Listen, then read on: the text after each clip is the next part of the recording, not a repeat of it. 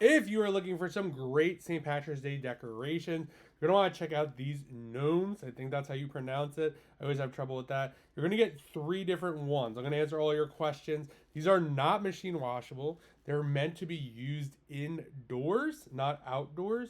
And they don't come with stands. So they have these like beanbag type ish. Um, so they sit up by themselves. You will see right here. You could easily just put them down just like that and sit them. This one would be cool sitting on a shelf, hanging off.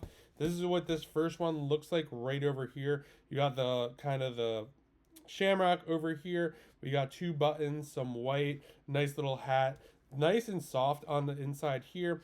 This one has a couple different shamrocks over here, white beard, 2 arms, and then this one right here has kind of the leprechaun buckle hat right over there, orangish beard, got 2 legs over here. All 3 of them look like this. Really cool set right over here. This is what they look like at the end. Really like the fact that these are kind of beanbaggy and can be used in all different sorts of ways.